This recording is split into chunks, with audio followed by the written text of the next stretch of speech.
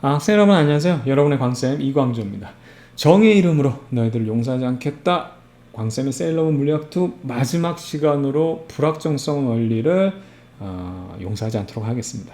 이제 이 말도 마지막이네요. 이제 어디 가서 선생님이 그 너희들을 용서하지 않겠다 이 얘기 하겠습니까? 항상 요 강의 준비할 때만 했던 내용 중에 하나인데 덕분에 세일러문에 대해서 애착이 생기는 처음부터 한번 방학 때 이럴 때 한번 날 잡아서 한번 본편을 한번 쫙 한번 정주행을 하는 그런 시간을 갖도록 이러면서 이제 오덕의 길로 접어드네요. 전혀 관심도 없었는데 참 사람 인생이라는 게 알 수 없습니다. 그렇죠? 근데 이게 앞서도 말씀드렸지만 애정이 가더라니까요. 자꾸 이게 외치다 보니까 자 어떻든 그렇습니다.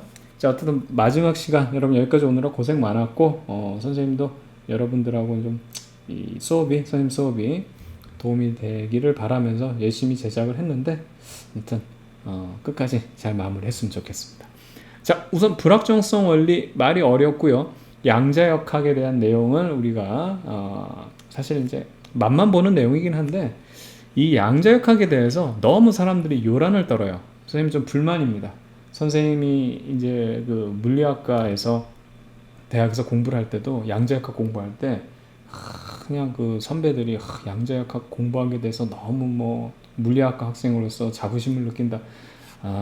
너무 요란하다고 생각했습니다. 물론 그런 자부심을 갖는 거 자체는 나쁘진 않은데 사람들이 양자역학에서 뭐 그냥 뭐 대단한 물리처럼 하는데 물론 이 처음에 고전역학에서 양자역학 나올 때는 그런 얘기를 충분한 얘기를 할 수 있는 그런 내용들이고요. 센세이션이긴 해요. 근데 지금은 아니야. 상대성 이론이건 양자역학이든 이런 것들은 이제 벌써 자리 잡은 지가 몇 년인데 상대성 이론만 해도 벌써 100년이 됐습니다. 100년이 넘었어요.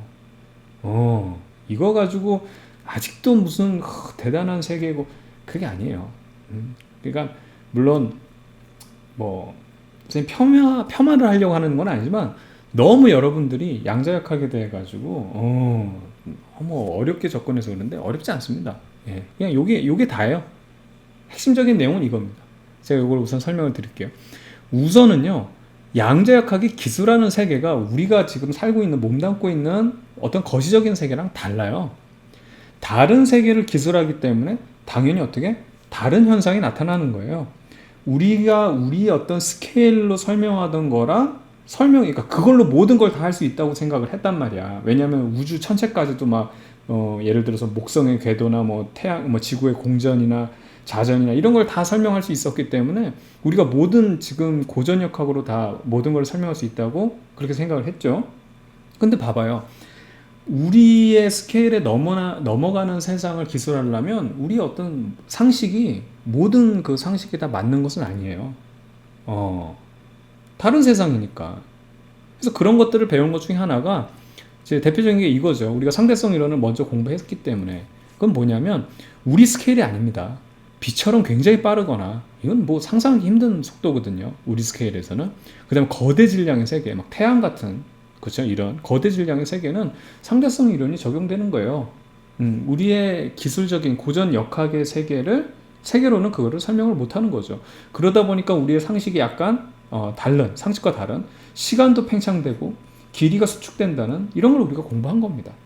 막 대단하다 이게 아니라 그냥 우리 세계랑 다른 세계예요. 그렇게 생각하면 되는 거예요. 그렇죠? 자, 두 번째 이제 양자역학 세계는 원자 세계입니다. 그러니까 너무 작은 세계예요. 그렇죠? 그래서 여기서 지금 우리가 이제 불확정성 원리에서 이제 포인트를 두는 건 뭐냐면 정확한 측정이 불가능하다라는 거예요. 그래서 이거는 선생님이 자세히 설명하겠지만 측정 도구의 문제가 아니라 자연의 본질이거든요. 그래서 선생님 이거 이제 예를 들어 설명하다 보면 이게 측정 도구의 문제이기 때문에 이것만 우리가 개선하면 원자 세계도 우리가 측정할 수 있다고 생각하는데 그게 아니고 자연의 본질이 이런 원자 세계는 우리가 정확하게 측정하는 게 불가능하다는 겁니다. 안 된다는 거야. 뭘 해도 안 돼 이겁니다. 아시겠죠? 이게 굉장히 부정적이에요. 부정적입니다. 자, 그 다음에 이제 양자역학이 기술하는 세계 중에 하나는 요거 이제 꼭 포인트로 얘기해야 되는데 미래는 알 수 없다라는 거예요. 부정적이라고 그랬잖아요. 안 된다고. 알 수 없어. 오직 알 수 있는 것은 확률이라는 거예요. 그 일이 일어날 수 있는 확률만 계산할 수 있다. 그러니까 이게 무슨 얘기냐면 지금까지 우리가 물리학으로 성공을 했던 거고 그 물리학의 어떤 그 가장 멋진 부분 중에 하나가 미래를 예측할 수 있었다는 겁니다. 예를 들어서 자유낙하를 해요. 중력과 속도가 10이라고 하면 5초 뒤에 돌의 속력이 얼마죠? 예를 들어서 그 물체 돌을 떨어뜨렸다고 하면 5초 뒤에 돌의 속력 얼마예요? 50이라는 거 예측이 가능한 거예요. 10씩 어떻게? 5번 누적되면서 빨라질 거기 때문에. 그렇죠? 10초 동안 이동한 거리 계산할 수 있죠. 미래를 예측할 수 있어요. 얘가 지금 중력 가속도 10이라는 걸로 10초 동안 운동한다면 500m 간다는 걸 알 수 있죠. 처음 속도가 0이고 나중 속도는 10초 뒤니까 100이 됐을 것이다. 그렇다면 평균 속력은 50이고 이러한 평균 속도로 10초 동안 운동한 것이다. 그렇다면 500m 갈 것이다 라고 우리가 미래를 예측할 수 있었다는 게 고전 역학의 가장 큰 수학이었죠. 근데 이게 안 된다는 거예요. 양자역학을 가게 되면. 미래는 알 수 없고 자 이런 식입니다. 어떻게 얘기하냐면 확률로만 얘기한다 그랬죠. 그러니까 얘가 10초 뒤에 이 돌이 500m 갈 확률이 몇 %다 이렇게 얘기하는 거예요. 그러다 보니까 아인슈타인이 짜증이 난 거죠. 야 니들 물리학자만 이게 이제 코펜하겐 학파가 이제 양자역학을 이제 주장을 한 거고 이제 양자역학이 맞다고 결론이 났습니다, 여러분. 아니 니들 물리학자 맞냐고.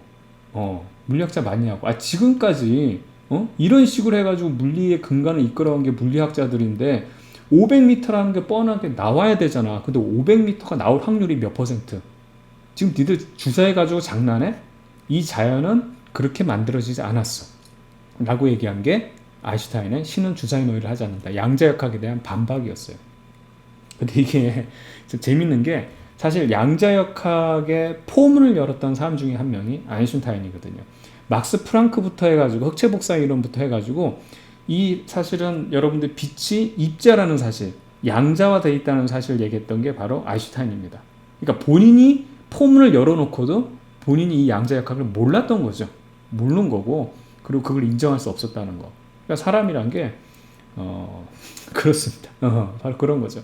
이 사람이 이제 광전효과 얘기했잖아요. 아인슈타인이. 그래서 사실 그 빛이 입자라는 것이 양자역학의 포문을 연 그런 내용 중에 하나거든요. 어떻든 그렇습니다. 그러니까 뭐 역사라는 게 재밌어요. 아인슈타인도 이제 나이가 들면서 꼰대가 된 건지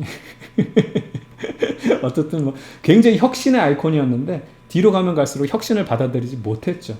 그게 어떤 인간의 본연의 모습이라고 또 생각이 듭니다. 확실히 선생님도 시간이 지나면서 새로운 걸 받아들이기가 어렵더라고요. 인정할 건 인정해야지. 새로운 걸 받아들이기가 어려워요. 그러고 싶어도 안 되더라고요. 잘. 어쨌든 그렇습니다. 그러니까 이게 제일 중요한 내용이에요. 양자역학이란 게 뭐냐? 우리는 정확히 계산값을 알 수 있는 게 아니고 얘의 미래를 확률로만 계산할 수 있다. 그래서 확률과 통계라는 거 여러분도 혹시 공부한 친구들 있는지 모르겠지만 이거는 전혀 또 새로운 수학의 분야거든요. 새로운 수학이 적용돼야 돼요. 이게 사칙 연산으로 해서 계산하는 게 아니라 확률과 통계를 통해서 확률을 계산하는 게 양자역학의 세계입니다. 그러니까 수학이 다른 거예요. 그래서 다른 수학을 적용해야 되기 때문에 고교 과정에서는 양자역학을 계산하는 것을 전혀 시험 문제 출제할 수가 없는 겁니다. 지금까지 사칙연산 공부한 것밖에 안 했는데 물론 이제 확률 통계 공부한 선택해서 공부한 친구도 있을 수 있겠지만 그게 아니기 때문에 여기서는 수학적인 물음을 할 수 없고 이런 개괄적인 내용들만 질문할 수밖에 없는 거예요. 역사적인 사실 그리고 얘가 의미하는 게 뭐냐 그 의미만 아시겠죠? 전자가 있을 확률은 얼마냐 이런 거 못 물어본다는 거예요. 자 그러면 이제 하이젠베르크의 불확정성 원리에 대해서 이제 살펴볼 건데요. 물체의 위치와 운동량을 동시에 정확하게 측정하는 것은 안 된다. 불가능이라고 아예 말을 써버렸잖아요. 요거의 의미를 선생님이 여러분들 좀 이해하기 편하게 설명을 좀 해보겠습니다. 자, 기본적으로 이런 드럼통에 물이 한가득 있다고 해봐요. 굉장히 많은 물이 있습니다. 얘네들은 이제 100도씨의 물이 드럼통 한가득 있다고 하고 여기 물 한 방울이 있는데 얘는 0도씨 물 한 방울이 있어요. 얘네들을 접촉시키게 되면 열평형에 도달할 겁니다. 열평형 그 온도가 얼마가 될 것 같아요? 그렇죠? 100도가 되겠죠. 100도가 됩니다. 그래서 이거는 어떻게 해서 100도가 되냐면 드럼통 같은 경우는 양이 많고 얘는 양이 적잖아요. 그러니까는 얘가 100도가 되고 얘는 온도 변화가 거의 없을 겁니다. 그래서 드럼통 물은 온도 변화가 거의 없을 것이고 아예 없어요. 이만큼 물에다가 요거 하나 되면 없고 얘만 이제 100도로 이제 변화가 되겠죠. 그럼 이제 여기서 여러분이 알고 있는 기본적인 측정 도구가 온도를 측정하는 도구를 요걸로 만들 수 있는 거예요. 둘 중에 하나입니다. 드럼통이겠어요? 물방울이겠어요? 물방울이지. 얘가 측정 도구예요. 얘가 온도계예요. 이렇게 양이 적은 애가 바로 온도계가 되는 겁니다. 왜 그런지 보세요.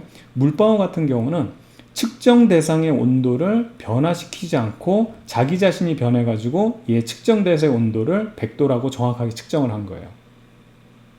그렇죠? 근데 반대로 드럼통으로 얘 온도를 제작해봐요. 이거 접촉하기 어떻게 되냐면 얘 0도라는 온도를 절대로 측정도 못했죠. 지가 이제 100도라는 걸 계속 표시하고 있으니까 측정도 못할 뿐만 아니라 측정 대상을 변화시켰죠. 측정 대상의 온도를 변화시키고 말았어요. 그러니까 이렇게 작은 물방울 같은 경우는 얘 측정 대상을 변화시키지도 않으면서 정확하게 100도라는 온도를 측정시키는데 성공을 했죠. 이게 온도계입니다. 근데 이 드럼통으로 갖다가 이 물방울 하나를 측정한다고 한다게 되면 얘는 진짜 얘 온도 0도라는 건 측정도 못할 뿐만 아니라 어떻게 되냐면 얘만 100도로 문제 온도를 바꿔버렸죠. 그렇기 때문에 측정도가 안 된다. 이게 스케일 문제인데 이쪽에서 보게 되면 이렇게 작은 양이 작은 애가 바로 이런 애를 측정할 수 있는 도구가 되는 거예요. 그렇죠? 근데 양자역학은 원자의 세계라고 그랬잖아요, 선생님이. 그렇죠? 작은 걸로 거대한 걸 측정하는 건 가능한데 거대한 거를 작은 거에 갖다가 대면은 이거는 어떻게 돼? 작은 것만 바뀌게 되고 이거 도저히 측정할 수 없게 되는 겁니다. 그래서 이쪽이 고전역학의 영역이에요. 우리가 지금까지 했던 측정이라는 것은 이쪽이 지금 하려는 행동이 양자역학의 세계가 되는 거죠. 그렇죠? 근데 앞서도 말씀드렸지만 중요한 게 뭐냐면 이거는 여기서 보게 되면 그러면 이 측정 도구를 바꾸게 되면 어떻게 되냐면 이거를 측정할 수 있겠느냐, 원자 세계를 정확히 측정할 수 있겠느냐라고 하는데 그거 자체가 안 된다고 얘기한 게 바로 불확정성 원리예요. 되겠죠? 예, 요걸 정확하게 개념을 여러분 잡아야 되는 겁니다. 자, 그래서 여기서 보면 불확정성 원리 이제 설명을 드리면 위치와 운동량을 동시에 정확하게 측정하면서 불가능이라 되는데 우선 전제 조건이 뭐냐면 요 위치라는 것을 우리가 델타 X로 표현합니다. 그리고 요거 자체가 부정적인 의미예요. 이게 불확정도예요. 불확정도. 그래서 위치하고 운동량인데 요게 불확정도이기 때문에 요것도 이제 불확정도거든요. 운동량의 불확정도. 자, 델타 X라는 게 커졌다 그러면 불확실하다는 거예요. 즉 무슨 얘기냐면 얘가 커졌다는 얘기는 위치가 불확실하다. 어디 있는지 모른다 이거예요. 불확실하다 이 얘기예요. 얘가 커지면 델타 X가 줄어들면 불확실성이 떨어졌기 때문에 확실하다는 거거든요. 그렇다면 이거는 위치가 확실해진다 이 얘기예요. 운동량도 마찬가지. 얘가 커지면 운동량이 불확실해진 거고 이게 작아지면 운동량이 확실해진 거다. 이거부터 우선 개념을 잡아야 돼요. 이거 자체가 부정적인 의미입니다. 아시겠죠? 좋습니다. 자, 그러면 요거에 대해서 이 실제 하이젠베르그가 어떤 사고 실험을 했는지 그걸 좀 선생님 먼저 설명을 드리면서 요거에 대한 개념을 한번 잡아가 보도록 해볼게요. 이제 하이젠베르그가 생각했던 건 뭐냐면 전자가 있어요. 여기 전자. 이 전자가 이렇게 있는데 이 전자의 위치를 우리가 파악하려고 해보는 거예요. 이거를 우리가 이 전자를 눈으로 관측할 수 있는 방법은 없을까? 방법은 있죠. 눈으로 보려면 빛이 눈에 들어가야 되거든요. 그래서 첫 번째로는 이 빛을 쏴주는 거예요. 그것이 전자에 맞아서 반사되어 돌아온 빛이 우리 눈에 들어오면 이거를 우리가 보게 되는 겁니다. 아, 전자가 여기 있구나 이렇게. 되겠죠? 그런데 여기서 이제 두 가지가 있는데 하나는 빛을 쏴줘서 보는데 두 번째는 이거보다 파장이 긴 걸 쏴줘 볼게요. 두 번째는 선생님 빨간색으로 파장이 긴 걸 쏴주게 되면 파장이 긴 걸 쏴주게 되면 넘어가서 못 본단 말이지.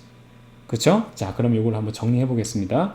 첫 번째 빛을 쏴서 반사시켜서 우리가 볼 수 있으려면 파장이 짧은 빛을 쏴줘야 됩니다. 그쵸? 이 파장이 길어지면 회절이 돼버려서 안 된단 말이야. 반사돼서 이게 우리 눈에 들어오는 게 아니고 그냥 넘어가 버려, 전자를. 그래서 파장이 짧은 빛을 쏘게 되면 1번 같은 경우는 관측이 가능해요, 불가능해요? 관측이 가능하다는 얘기야. 근데 두 번째, 파장이 긴 거를 쏴주게 되면 어떻게 되냐면 관측이 어떻게 된다? 관측이 불가능해진다는 얘기예요. 됐죠? 자, 근데 이제 여기서 문제가 발생합니다. 관측이 가능한 상황을 한번 살펴볼게요. 여기서 파장이 짧은 빛을 쏴준다는 얘기는 요 지금 빛의 진동수가 큰 거죠. 자, 다시 한번 정리하는데 빛의 속력은 우리가 V 속력이란 건 얼마만큼 보폭으로 얼마만큼 템포로 뛰어가느냐인데 이제 빛의 속력이에요. 요게 그렇죠? 그래서 요거 빛의 속력을 일정한 상황에서 파장이 짧은 거는 진동수가 크죠. 그렇죠? 그리고 진동수가 큰 거는 우리가 자, 이 에너지로 나타나게 되면 에너지는 오로지 우리 양자역학에서 양자역학이 아니고 광전역학에서 공부했죠. 진동수에만 비례하죠. 그래서 요게 이제 하라는 거, 프랑크 상수 하를 넣어가지고 이렇게 나타냈기 때문에 진동수가 큰 빛이에요. 파장이 짧은 빛은 진동수가 커요. 무슨 얘기인지 아시겠죠? 그러면 이 진동수가 큰 빛은 에너지가 크기 때문에 여기서 튕겨서 얘가 딱 튀어서 반사석에서 나왔다는 얘기는 여기 있는 큰 에너지가 여기에 전달이 됐다는 얘기거든요. 그럼 처음에 얘의 운동량은 이 전자가 정지했다고 생각해 보자고. 운동을 안 하고 있었는데 얘가 이제 빛이 튕겨 나와서 눈에 들어오는 순간 여기에 있는 에너지를 받아서 운동량이 어떻게 되냐면 커지는 거예요. 무슨 얘기인지 아시겠죠? 자, 그럼 이제 여기서부터 이제 해석이 가능한 겁니다. 여기 한번 잘 보세요. 파장이 짧은 빛을 쏘면 관측이 가능하다는 얘기죠. 그럼 관측이 가능하다는 얘기는 얘가 어디 있는지를 알 수 있다는 얘기예요. 보인다는 얘기는. 그래서 이 지금 위치가 보인다. 위치가 어딘지 안다는 얘기는 위치의 불확실성이 떨어졌다는 얘기예요. 근데 불확실성이 떨어진 대신에 어떻게 되냐면 이 빛의 에너지를 받아서 어떻게 되냐? 운동량은 커져 버리는 거예요. 되겠죠? 위치가 확실해지면 운동량이 변해버렸어요. 전자의 운동량이. 자, 그 다음에 이걸 한번 볼게요. 파장이 긴 빛을 쏴주게 되면 얘는 에너지가 작은 빛이거든요. 그쵸? 근데 이 파장이 긴 빛을 쏴주게 되면 넘어가 버리기 때문에 관측이 안 되죠. 위치가 불확실해요. 어디 있는지 몰라. 안 보이니까. 그러면 얘는 이 에너지를, 이 지금 전자는 얘에 대해서 에너지를 못 받았기 때문에 정지해 있었다가 하면 계속 정지한 상태 유지하겠죠. 그래서 위치가 불확실하게 되면 운동량은 어떻게? 운동량의 불확실성은 떨어진다는 얘기예요. 아시겠죠? 그래서 이 불확실성의 원리는 뭐냐면, 자, 위치와 운동량을 동시에 정확하게 측정하는 건 불가능하다. 얘도, 그러니까 제일 좋은 거는 얘도 떨어뜨리고, 그러니까 이걸 떨어뜨리면 정확해지는 거고 얘도 떨어뜨리는 건데 둘 다 동시에 얘도 떨어뜨리면서 얘도 떨어뜨릴 수 없다. 얘도 떨어뜨리면서, 자, 여기 쓸게요. 얘도 떨어뜨리면서 얘도 떨어뜨릴 수 없다고 얘기한 게 바로 불확정성 원리입니다. 그러면 이 녀석을 갖다가 광쌤의 온도계 모델, 온도계 모델로 다시 한번 설명을 해볼게요. 실질적으로 이 작은 스케일, 그러니까 작은 걸로 거대한 스케일을, 거시적인 세계를 측정하는 게 실제 우리 세상에서의 측정 방법입니다. 그래서 이 녀석이 온도계예요. 이 온도계 원리거든요. 정확하게 온도계 원리인데, 반대로 거대한 스케일로 이 작은 미시 세계를 측정할 수는 없다. 이게 불확정성의 원리입니다. 그렇죠? 자, 그럼 이걸 갖다가 100도씨의 뜨거운 드럼통 이만큼의 물로 0도씨의 지금 요 물 한 방울, 요 물 한 방울의 온도를 측정한다 해보죠. 접촉을 해야 돼요. 접촉을 해가지고 열평형을 도달하게 할 건데, 물론 안 되는데 만약에 얘를 0도씨로 온도를 측정해서선 치자. 만약에 온도를 0도씨로 측정을 했다고 쳐보자고. 그런데 문제는 뭐예요? 얘가 작은 물방울 인제는 실제로 0도가 아니고 100도로 바뀌죠. 그러니까 다른 애가 돼버린 거야. 측정을 하고 난 순간 얘는 다른 애, 원래 상태가 유지가 안 되고 본질이 훼손되고 다른 애가 돼버린 거기 때문에 이건 정확한 측정이라고 볼 수가 없는 거다. 되겠죠?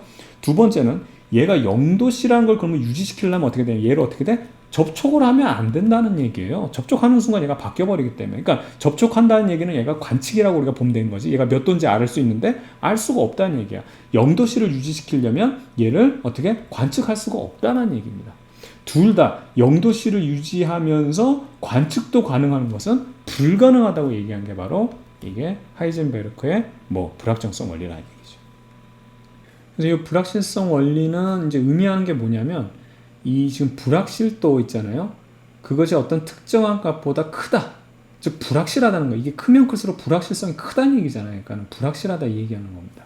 그래서 요거를 선생님이 좀 러프하게 유도를 한번 해보겠습니다. 이제 무조건 외우지 말고 또 선생님이 항상 하는 방식이 있으니까 유도를 해볼 건데요. 요게 이제 새로운 물리량이죠. 하바라는 거. 이제 양자역학에서 또 많이 나오다 보니까 또 하나의 이제 물리량을 만든 건데, 여러분 잘 알고 있는 이게 그 프랑크 상수 하 있죠. 그렇죠? 하로 나타내도 됩니다. 그래서 2분의 하바 대신에 그냥 하로 나타내도 똑같은 불확실성 원리가 되거든요. 그럼 우선 여기서 한번 유도를 해볼 건데요. 지금 얘를 관측하려면은 이 전자를 관측하려면 파장이 어떻게 된다? 이 파장이 짧아야 된다는 사실이죠. 그렇죠? 그래서 이 위치를 이 전자가 어디 있는지 위치를 알기 위해서는 파장이 짧은 빛, 파장이 이 위치보다는 짧아야 된다. 그게 요 의미입니다. 맞죠? 파장이 지금 얘보다는 작잖아요. 짧아야지만 관측할 수 있다 이겁니다. 근데 여기서 여러분 알겠지만 파장이라는 건 우리가 드브로이 물질파로 나타내게 되면 어떻게 나타낼 수 있냐면 이렇게 자 x는 운동량 분의 하로 나타낼 수 있거든요. 그쵸? 그럼 이것도 이제 운동량의 불확실성이라 한다면 두 개 곱해주면 돼요. 이렇게 운동량과 위치의 불확실성과 운동량의 불확실성은 어떻게 하보다 크거나 같다. 이게 불확실성의 원리에 대한 내용이 되겠습니다. 됐죠? 우리가 이제 다루진 않지만 이 불확실성의 원리는 위치와 운동량의 불확실성도 있지만 에너지와 시간에 대한 불확실성도 있어요. 에너지와 시간에 대한 불확실성 원리, 요것도 우리가 간단하게 유도할 수 있습니다. 자, 우선은 위치라는 것은 우리가 어떻게 나타낼 수 있냐면 고전적으로 처음에 이제 운동하지 않다가 나중 속력, 거기다 평균 속력해서 이동한 시간, 운동한 시간을 곱해주면 이게 이동 거리가 되잖아요. 그 위치가 되는 겁니다. 됐죠? 그러면 이게 우리가 다시 한번 나타내게 되면 2분의 V에 T를 곱해준 거, 이게 얼마만큼, 평균 속력이 얼마만큼 누적됐느냐가 바로 위치가 되겠고, 그 다음에 이 운동량이라는 건 우리가 어떻게 쓸 수 있냐면 MV로 쓸 수 있죠. 그것이 하가 됩니다. 그럼 보세요. 2분의 1 M 있죠? 2분의 1 MV에다가 VV 두 개. 그러니까 다시 2분의 1, 이거 어떻게 그려야 돼, 이거? 요렇게. 요거 빼고, 요렇게 해주면 2분의 1 MVV니까 2분의 1 MV제곱의 T가 되죠. 맞죠? 그럼 요게 에너지, 요게 시간의 불확실성으로 해서 요렇게 나타낼 수 있습니다. 되겠죠? 좋습니다. 자, 그래서 여기까지 우리가 유도를 했고요. 그 다음에 이제 불확실성 원리를 조금 더, 요거 이제 지울게요. 싹 지우고, 회전에 대한 내용으로 불확실성 원리를 다시 한번 설명하는 부분, 이게 또 중요하거든요. 그래서 이 부분을 좀 말씀드릴게요. 이게 요 그림이거든요. 요 그림이 의미하는 게 뭐냐. 그래서 우리가 전자 회절 실험 있잖아요. 이 전자 회절 실험을 불확정성 원리로 해석을 하겠다는 겁니다. 그래서 요 그림이 있는데 이 회절이 잘 될 조건 기억나죠? 회절이 잘 될 조건은 여기서부터 이제 회절이 잘 된다는 건 나가서 전자 파동이 나가서 점점 퍼질 조건이 이렇게 퍼져 나갈 때 퍼지는 걸 우리가 델타 X라고 나타내는데 여기는 위치의 불확실성하고 지금 요 표기가 똑같기 때문에 이걸 델타 Y로만 표기를 바꿀게요. 그럼 회절이 잘 될 조건, 이걸 우리가 어떻게 쓸 수 있냐면 델타 Y라는 것은 어떻게 썼죠? 그렇죠. 틈이 좁을수록 그리고 파장이 길수록 회절이 잘 된다. 이 포인트고 하나 더 추가하면 이 지금 스크린까지 몇 배 확대됐느냐, 이게 바로 회절이 잘 될 조건. 그렇죠? 여기 중심에서부터 얘가 얼마만큼 퍼져 나가느냐, 무늬 간격, 그거 얘기하는 게 바로 요거였습니다. 그럼 이제 요걸 한번 해볼게요. 요걸 이제 불확정성 원리로 해석을 할 건데, 전자가 통과되는, 여기 이제 통과되는 요 간격 D잖아요. 여기서 이제 전자가 쏴지는 거예요. 그럼 전자가 이렇게 해서 어디로 가는지 모르겠지만 여기서 이제 통과가 된다는 얘기예요. 그래서 틈이 좁으면 좁을수록 우선 전자가 지금 이 틈이 좁으면 이걸 전자를 색깔을 다르게 그립시다. 자, 지금 틈이 이렇게 해서 전자가 두 개가 통과할 수 있는 틈이고, 만약에 이 틈이 굉장히 좁아서 전자가 하나만 통과할 수 있다라고 한번 해보게 되면 결과적으로 핵심은 뭐냐면 틈이 좁을수록, 그렇죠? 위치의 불확실성은 현저히 줄어들죠. 어디 있는지 점점 알 수 있게 되는 거니까. 근데 대신에 이게 좁아지면 어떻게 된다? 회절이 잘 돼서 옆으로 더 퍼져나가죠. 옆으로 잘 퍼져나가죠. 그래서 요거를 얘가 퍼져나가는 걸 운동량으로 표시했을 때 이 지금 운동량의 Y 성분이 더 커지는 거예요. 이쪽으로 더 퍼져나가니까, 회절이 잘 되니까. 그렇기 때문에 어떻게 되냐? 이렇게 되면 회절이 잘 되기 때문에 운동량의 불확실성은 커지는 겁니다. 얘가 줄면 얘가 커지는 거예요. 되겠죠? 반면에 틈이 넓어요. 이 경우에요. 그러면 원래 이 틈이 좁은 것보다는 위치의 불확실성이 커지죠. 얘가 어디 있는지를 모르는 거야. 어디로 들어왔는지를 우리가 찾기가 힘든 거야. 그렇죠? 그러면 회절이 어떻게 돼? 회절이 잘 안 되죠. 거의 직진을 한단 말이에요. 그러면 얘가 퍼지질 않고 멀리 못 퍼지니까 회절이 잘 안 되기 때문에 어떻게 운동량의 불확실성은 떨어진다. 되겠죠. 바로 요겁니다. 그래서 이 지금 불확정성 원리의 핵심은, 그래서 이렇게 해석하는 것도 좋은데 핵심은 뭐냐?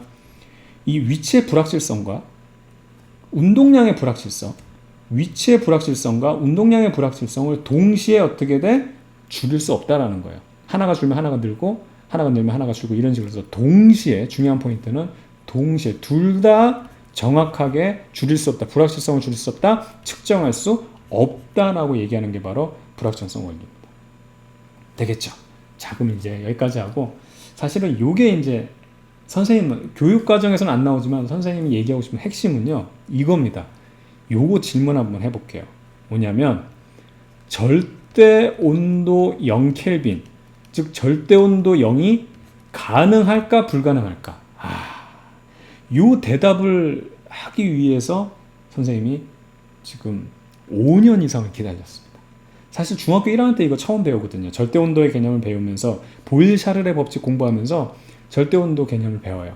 그래서 절대 온도 0이라는 것은 분자들, 원자들의 운동이 멈추는 온도입니다. 그래서 마이너스 273도, 섭씨로는 마이너스 273도까지 내리면 절대 온도가 0이 되고, 그럼 원자의 운동이 멈춘다는 겁니다. 그러면 마이너스 273도로 떨어뜨리게 되면 어떻게 돼요? 라고 학생들이 중학교 때 많은 질문을 한 5명 정도가 한 5명 정도가 했는데 지금까지 마이너스 213도 이하로 더 내릴 수 있어요? 아니면 213도까지 내리면 어떻게 돼요? 정답은 뭐예요? 이거는 어떻게 해석할 수 있냐면 불확정성 원리로 해석할 수 있습니다. 바로 뭐냐면 이거는 불가능합니다. 마이너스 213도까지 내릴 수가 없어요. 자, 한번 봐봐요. 마이너스 213도까지 내린다면 원자가 멈추는 겁니다. 원자의 운동이 멈추는 거군요. 에너지가 0이기 때문에. 그러면 멈춘다는 얘기는 위치의 불확정성, 그러니까 이거를 이렇게 쓰지 말고 위치의 불확정성인 델타 X가 제로가 돼버리는 거예요. 완전히 확실하다는 거예요. 멈춰 있으면 확실하다는 얘기예요.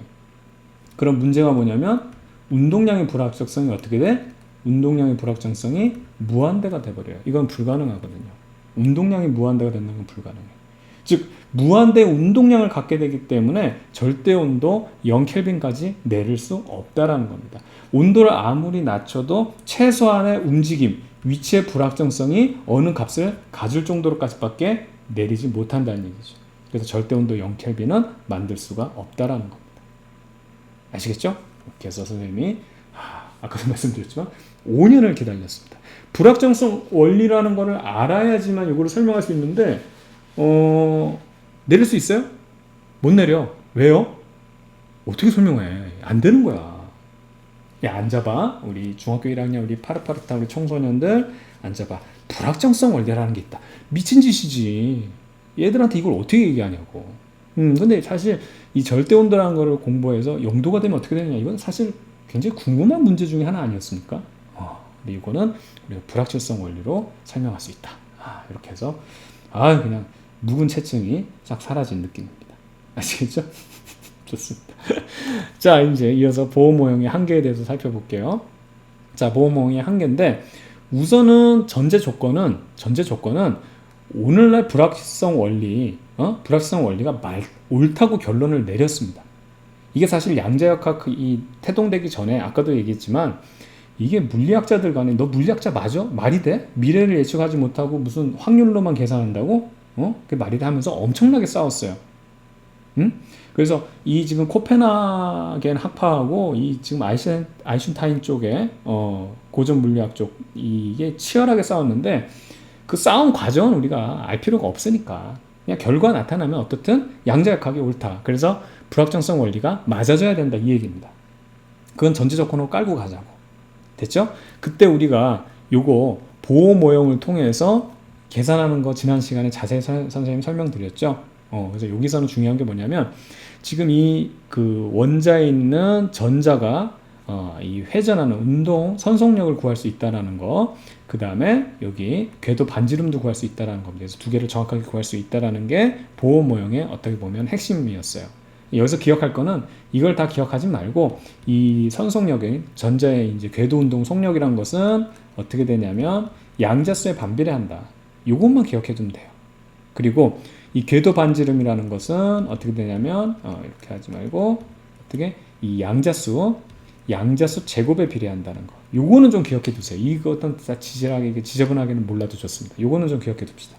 그러니까 멀어질수록 양자수가 커진다는 거는 지금 여기가 보면 양자수 1, 레벨 1, 레벨 2, 레벨 3, 레벨 4 이렇게 양자수가 가잖아요. 그래서 멀어질수록 전자가 느리게 돈다는 얘기예요. 당연하지. 얘에 대한 쉽게 말하면 얘에 대한 효과로 돈다고 생각하면 우리가 행성 모델처럼 생각하면 얘에 대한 효과가 거리가 멀어질수록 뚝뚝 떨어질 거 아니에요. 그리고 여기 보면 이 지금 궤도의 반지름 역시 이제 양자수 제곱인데 이 그림이 잘못됐어요. 사실은 가면 갈수록 뚝뚝뚝뚝 더 멀어져야 되는 겁니다. 이게 등간격이 아니에요. 아시겠죠? 그래서 이렇게 그다음에 뭐 이렇게 되면 이렇게 되고 뭐 이렇게 되고 이런 식으로 더 멀어지는 이런 형태이기 때문에 이 두 개만 좀 알아두자. 특히 요거 여러분 보호 반지름 적용해 가지고 이렇게 나타내는 거 이건 좀 중요하니까 이건 알아두면 되겠고요. 그래서 여기서 큰 문제점은 뭐냐면 전자의 속력이죠. 속력.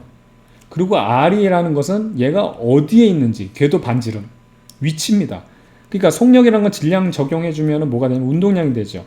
그러니까 지금 보호에 대한 이 문제는 불확정성 원리를 만족하지 못한다는 거예요. 얘를 정확히 알면 얘를 몰라야 되고 얘를 모르면 그러니까 얘를 정확히 알 수 있으면 얘를 몰라야 되는데 둘 다를 정확히 알 수 있다. 그래서 둘 다 계산이 가능하죠. 좀 계산 가능하잖아. 그래서 불확정성 원리에 위배된다. 이렇게 얘기하는 거예요. 딱 요것만 알면 돼요. 지금 운동량도 정확히 알 수 있고 위치도 정확히 알 수 있어. 그러니까 이거는 불확정성 원리에 위배된 이렇게 정리하면 됩니다. 아시겠죠? 좋습니다. 자, 그 다음에 이제 현대적 원자 모형. 자, 이것도 설명하기까지 선생님이 이제 5년에서 6년이 걸렸습니다. 그래서 현대적 원자 모형은 요 현대 모형 요거거든요. 이게 전자 구름 모형이라고 하는데 이게 확률로 하는 거예요. 전자가 어디 있을 확률을 다 점으로 나타내서 찍어 놓은 거거든요. 처음에 돌턴부터 배웠어. 중학교 1학년 때부터. 그 다음에 여러분들이 이거 지금 탐슨 모형, 이건 전자 푸딩 모형이죠. 전자 입자가 이렇게 박혀 있다. 마이너스 입자가 박혀 있는 게 탐슨 모형이고, 이게 아버지 탐슨입니다. 그 전자 회절 실험에서 했던 아들 탐슨의 이제 아버지. 그 다음에 이제 전자가 이제 원자핵을 발견한 게 러더퍼드죠. 원자핵 주변에서 전자가 돌고 있다. 그냥 도는 게 아니라 이제 궤도를 따라 돌고 있다. 보호 모형. 우리가 이제 이걸로 모든 거를 설명을 했고요. 선생님도 고등학교 때 여기까지 공부했어요. 이게 틀렸다라고는 생각을 못하고 대학교 넘어가서 이것도 틀렸다. 아까 봤지만 보호의 원자 모형이 잘못됐다고 지금 얘기했잖아요. 둘 다를 알 수 없다 그랬지. 그죠? 그래서 이게 잘못되고 현대 모형이 맞다라는 것을 대학교에서 배우는데 그나마 여러분 좀 당겨진 거야. 여러분들은. 그래서 보호 모형이 틀렸다. 그리고 이제 현대 모형이 맞다라는 것까지 고등학교에서 살짝 언지를 주고 왜 틀렸는지에 대한 거는 자세한 건 안 나오고, 그러니까 여러분이 안다고 한다면 그 불확정성 원리에 위배된다. 그 정도로 그 두 가지 그 불확정성 원리 그 해가지고 운동량과 위치의 불확정성을 둘 다 만족시킬 수 있다. 정확히 구할 수 있다. 그래서 틀렸다. 그 정도만 생각하면 되는 거예요. 됐죠? 그래서 이제 실제로는 욜로 넘어가는 과정입니다. 근데 이것도 그러면 아까도 얘기했지만 정확히 확률적으로 어떻게 나타낼 수 있느냐는 수학적으로 실제 할 수 있다 없다? 없다. 그래서 틀렸다는 것만 가르쳐 주는 거예요. 그래서 보세요. 실질적으로 현대적 원자 모형은 전자를 파동으로 생각합니다. 입자라고 생각 안 해요. 그래서 파동 함수로 나타내는 거예요. 전자가 운동하죠. 전자가 막 운동하는데 입자로 봤을 때 이렇게 운동하는 걸 우리가 고전역학으로 표현할 수 있는데 얘를 파동으로 표현해서 전자를 파동으로 표현해서 지금 이 전자의 운동을 설명을 한 거예요. 입자의 운동을 파동의 운동으로 설명한 게 바로 파동함수입니다. 슈레딩거 방정식으로 나타내가지고 선생님이 그 슈레딩거 방정식 여기는 안 써놨는데 슈레딩거 발음이 뭐 이렇게 구려. 슈레딩거 방정식 완벽 유도라고 있어요. 그거 한번 보세요. 최대한 여러분들이 이해할 수 있을 만큼, 고등학생들도 이해할 수 있을 만큼 수학을 굉장히 쉽게 풀이해서 설명했기 때문에 관심 있는 학생들 한번 꼭 보기 바라겠고요. 어떻든 파동함수가 나타난다 이제부터. 그리고 이 전자가 있을 곳은 어떻게 찾냐면 확률 밀도 함수라고 해가지고 얘를 이렇게 제곱 형태로 해서 전자가 어떤 시간에 특정 위치에서 발견될 확률을 계산한다는 거예요. 그래서 여러분 이거는요, 여러분들이 알고 있는 수학과 다른 분야의 수학이에요. 그래서 확률과 통계라고 알죠. 통계. 확률 통계. 이 부분에서 공부하고 성적 같은 거 산출할 때 잘 모르겠지만 정확한 뭐 뒤에 보면 성적 산출 뭐 이런 그 뭐 계산 같은 방법이 나와 있어. 뭔 말인지 몰라도 막 이런 거 분포 막 이런 거 계산해 봤지. 분산, 제곱하는 거 이거야. 똑같아. 이게 수학적인 형태가. 이거를 제곱을 해가지고 확률을 계산하는 거예요. 아시겠죠? 그래서 이 부분의 확률에서 많은 부분은 점을 많이 찍어. 여기 확률이 높아. 여긴 적은 데는 여기도 있을 수 있고 여기도 있을 수 있고 이렇게 찍다 보면 얘에 대한 전자의 분포가 나타난다는 거죠. 아시겠죠? 그래서 이 지금 확률 밀도 함수의 전체 값은 1입니다. 1이라는 것은 뭐냐면 0과 1이 있으면 1이라는 거는 전체가 있다라는 얘기고 0은 아예 없다는 얘기거든요. 그러니까 여기에는 이렇게 바깥쪽에는 조금 있고 안쪽에 많아. 근데 얘네들 다 더하면 결과적으로 전자가 있긴 있잖아. 어디 있는지는 정확히 모르고 확률적으로만 우리가 계산할 수 있지만 확률이 100%. 여기 전자가 있긴 있어. 확률의 100%. 그게 바로 확률 밀도 함수 값이 1이 되는 그 지점이 되는 겁니다. 되겠죠? 그냥 그 정도로만 알면 되겠어요. 자, 그 다음에 예전에 이제 모형들은 우리가 특히 러더퍼드도 봤고 보호도 봤지만 보호의 궤도에서 뭐 이렇게 해서 뭐 전자가 떨어지고 뭐 그때 하F 에너지를 토해내고 뭐 이런 것도 우리가 공부했잖아요. 이제 현대 모형에서는 원자를 어떻게 표현하냐면 이 양자수로 표현하는 겁니다. 그래서 요 규칙만. 그러니까 정확하게 사실은 이게 오비탈을 이용하는 거거든요. 화학에서는 이제 오비탈이라는 말을 많이 쓰고 우리가 이제 이 오비탈이라는 게 전자 존재 확률이에요.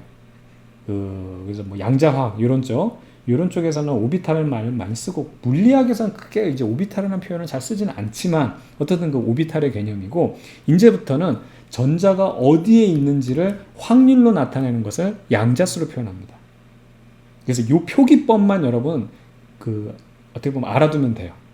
이거 어렵지 않으니까 이것만 시험 문제는 이거를 갖다가 뭐 여기서 어떻게 통계를 처리하고 무슨 확률을 계산하고 못한다고. 여러분 못한다고 절대. 그래서 여기서는 양자수 표현하는 것만 알면 돼요. 그래서 양자수는 총 4개가 있습니다. 여기 뭐 N, L, M하고 S라고 해가지고 스핀 양자수까지 있는데 여기서 스핀 양자수는 표현 안 하거든요. 그래서 여기에서 요것만 보세요. N, L, M인데 주양자수. 우리가 지금까지 봤던 궤도 넘버 1, 궤도 넘버 2라는 거 했던 게 이게 이제 양자수고요. 그 다음에 L로 표현한 거는 부양자수 혹은 궤도양자수. 여기는 궤도양자수로 되어 있네요. 부하니까 이게 메인, 그 다음에 서브 이런 개념이거든요. 주양자수, 궤도양자수, 그 다음에 자기양자수 이렇게 되어 있습니다. 그래서 기준은 뭐냐면 지금 여러분들 이 허용된 값은 무한대까지 되어 있죠. 주양자수가 제일 중요해요. n은 1, n은 2 요 얘기야. 그 다음에 궤도양자수는 이거보다 부양자수라고 그랬잖아. 그래서 어떻게 나타나냐면 예를 들어서 주양자수가 2라고 하면 궤도양자수는 이거보다 하나가 적어야 돼. 부하니까. 그러면 이 적은 거를 다 가질 수 있어. 뭐냐면 그러니까 하나가 적으면 1 가질 수 있게 최대 맥시멈 가질 수 있는 게 1이야. 그럼 그보다 작은 값은 0도 가질 수 있어. 아시겠죠? 얘보다 하나 적은 최대 작은 것까지 그러니까 다시 하나 작은 것까지를 최대로 가질 수 있다. 그 다음에 자기양자수는 요 값에서 쓰는 방법 요 값에서 부양자수 값에서 플러스 마이너스 0을 그냥 써주세요. 똑같은 거. 여기도 부양자수 1이죠. 그럼 여기서 궤도양자수 1이니까 거기에 플러스 마이너스 1을 써주세요. 그러면 이 조합이 다 나온 거예요.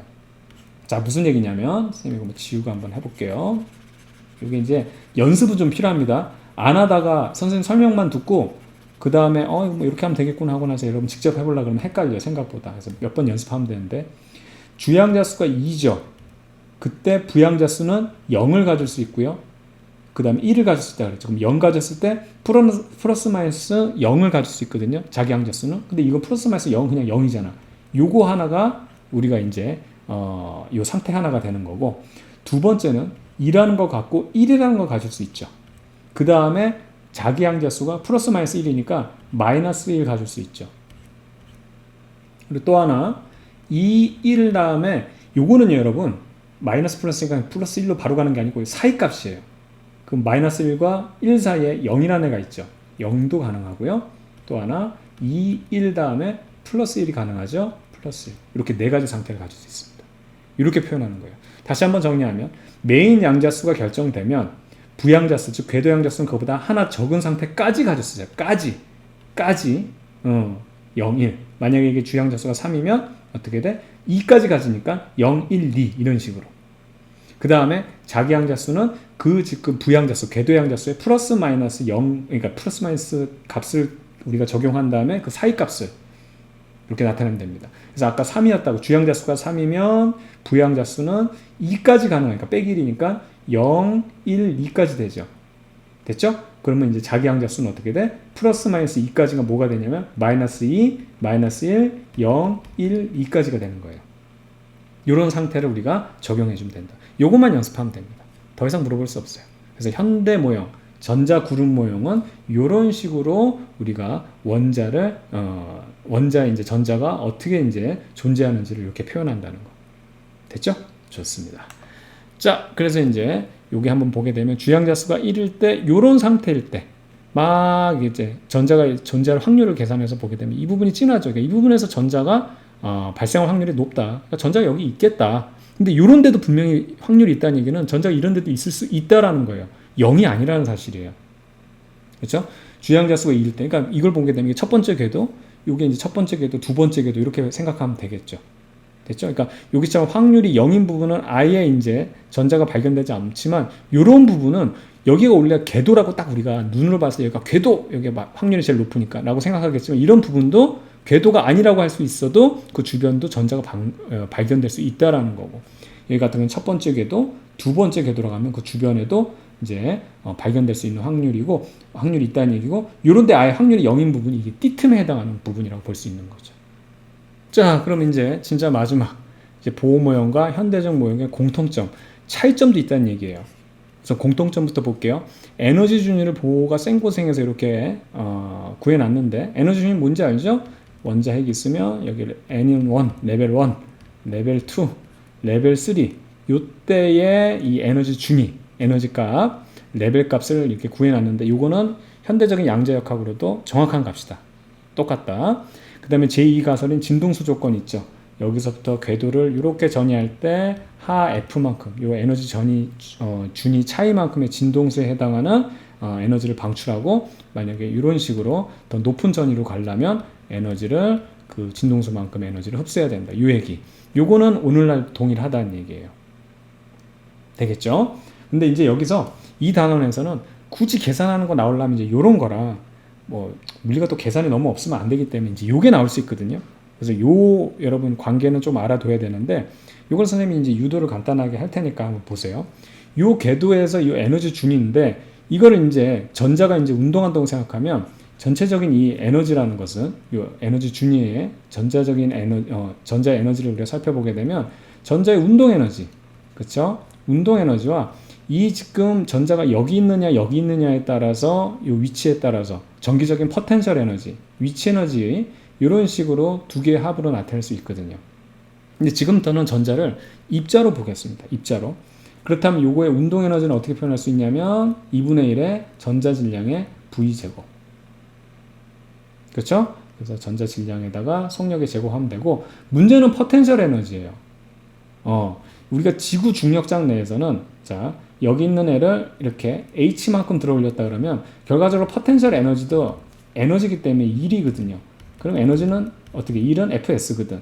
그럼 여기는 mg라는 힘으로 s 대신에 h만큼 들어있기 때문에 h로 표현할 수 있었어요. 그렇죠? 왜 그러냐면 지구 중심에서부터 여기까지 거리가, 중심에서 이 표면까지 거리가 워낙 길고, 그리고 여기서부터 지구 안에서 들어봐야 지구 반지름에서는 세 발의 피니까 요거는 그냥 이 거리 아래 비해서는 뭐 애기니까 그냥 리니어하게 이 힘에다가, 변하지 않는 힘에다가 h만큼 들어 올렸다 해서 fs를 구하면 되는데, 문제는 만류인력에서 잠깐 살펴봤지만 여기서부터 이제 서로 주고받는 힘을 얘기하면 거리가 워낙 멀기 때문에 거리가 멀어질수록 힘은 뚝뚝 떨어지고요. 제곱의 반비례로. 그쵸? 그 다음에 거리가 가까워질수록 힘이 커진다는 거야. 그래서 여기 같은 경우도 그렇지만 이런 만류인력 같은 경우는 거리가 달라지면 힘도 달라지고, 거리가 가까워지면 힘도 가까워지기 때문에 앞서서 MGH는 얘가 변하지 않고 오로지 이것만 변수였잖아. 근데 이거에 따라서 얘도 변하기 때문에 둘 다 변수가 돼요. 그래서 이거는 거리가 변함에 따라서 연속적으로 변하기 때문에 우리가 적분, 수학적인 테크닉으로는 적분을 해줘야 되는 거지. 아시겠죠? 그러니까 사실 이것도 이제 일의 원리로 그냥 간단하게 나타낼 수는 있어. 어떻게 하냐면 지금 여기 지금 요게 요 녀석을 갖다 표현한 건데 이게 원자 핵이잖아. 플러스 2로 놓고 얘가 전자인데 마이너스 2로 놓을 수 있어. 수소 원자 모형으로 보는 거야. 그럼 여기 전하량이 1이니까 여기 전하량 1 이렇게 나타낼 수 있잖아. 그러면 이게 전기력은 어떻게 표현하냐면 R 제곱에 E1, E2 근데 똑같은 거니 E 제곱. 그렇죠? 뭐 마이너스 뭐 이렇게 붙어야 되겠지. 잠깐만 다시 마이너스 1과 플러스 1 곱하니까 그래서 K 상수에다가 R 제곱에 E 제곱.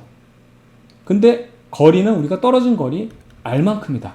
그럼 어떻게 되냐면 여기 마이너스가 있으니까 마이너스 K에 R에 E 제곱이 돼요. 그래서 이거를 마이너스 R에 K에 E 제곱 이렇게 표현할 수 있는 거예요. 그럼 이렇게 되면 이 지금 에너지 준위가 완성이 된 겁니다. 전자의 운동 에너지와 포텐셜 에너지. 되겠죠? 물론 이제 정확하게 하려면 적분을 해줘야 돼. 적분을 해줘야 되니까 결과적으로 힘은 R제곱에 E제곱에 K 이거를 거리에 따라서 R에 따라서 적분해주면 이 제곱의 형태인 거잖아요. 그래서 어떻게 돼? 마이너스 K E제곱에 R 이렇게 나온다는 거. 똑같이 우리가 나타내긴 했지만 정확하게는 이렇게 표현을 해야 된다는 겁니다. 됐죠? 그럼 이제 문제는 이 운동 에너지로 표현한 이 녀석을 실제로 전기에 적용을 해야지. 그럼 전기에 적용하면 지금 여기 원자핵이 있고 여기 전자가 있을 때 얘네들이 작용해서 원운동을 하게 되는 원인이 구심력이죠. 이 구심력이 뭘로 작용한다? 전기력으로 작용을 하고 있다. 그럼 구심력은 뭐냐면 이거 전자를 mR분의 V제곱으로 나타낼 수 있고 선생님 요거 뭐죠? 이러면 안 돼 진짜. 이거 지금까지 사실 물리학토에서 선생님 강조한 게 요거거든. 지금 요거는 뭐랑 똑같아야 되는 거야? MA랑 똑같은 거야. 그래도 잠깐만 이거 좀 지우고 할게요. 괜히 아무것도 아닌데 복잡해서 어려워 보이니까. 이게 MA랑 같은 거야. 그러니까 요게 익숙해져야 돼. 이제 와서 선생님 요게 뭐였다 이러면 진짜 너희들을 용서하지 않을 거야. 이건 진짜 용서하지 않을 거야. 정의 이름으로 진짜 광쌤의 이름으로 그냥 자연스러워져야 되는 겁니다. 아시겠죠? 그래서 이 구심력은 MA인데 전기력이니까 어떻게 나타낼 수 있다? 그렇죠. 아까 했던 것처럼 K에다가 전하 2개 곱한 거 R 제곱. 그렇죠? 이렇게 나타낼 수 있는 겁니다. 됐죠?